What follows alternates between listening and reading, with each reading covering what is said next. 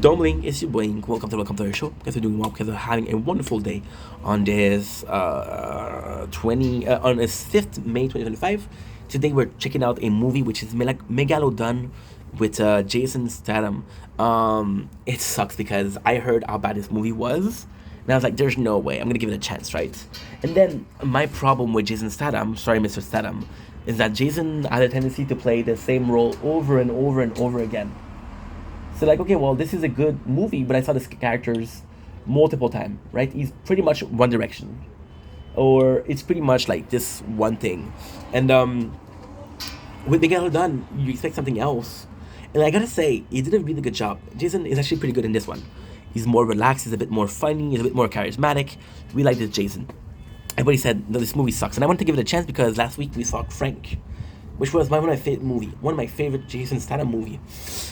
It's not my favorite. So we watched Megalodon, and I gotta say, dude, the whole to me the best, the very very best movie from the sea, horror movie is gonna be Jaw, and it's still gonna be Jaw.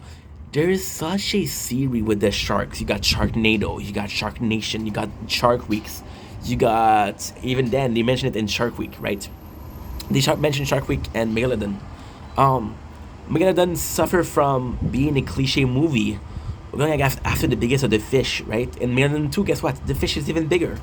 So you can do Megalodon 3 and only have a fish that is bigger. It's a completely different story. The movie in itself is actually pretty good. It's cringe. It's everything that you would expect.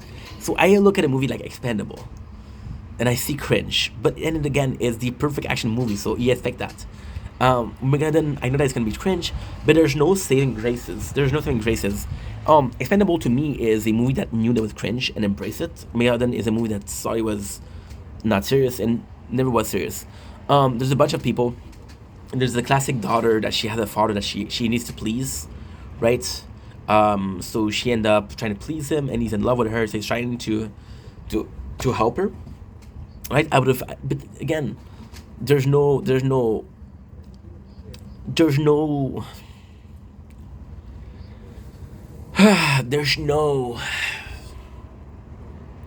not just like talk. I would have loved like, hey, this guy he's against that's my daughter. He wants her romantically speaking. I need to get him.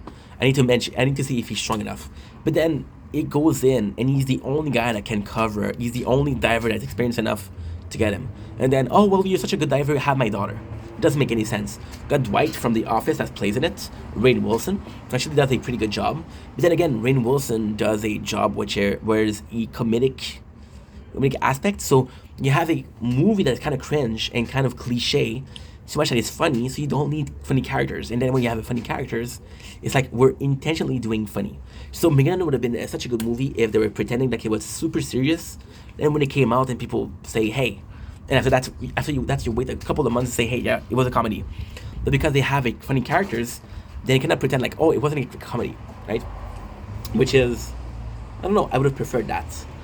Next, we have, once again, the Megalodon itself. The Megalodon itself is actually an interesting concept. I think they bank on the fact that we don't know what's deep down there, right?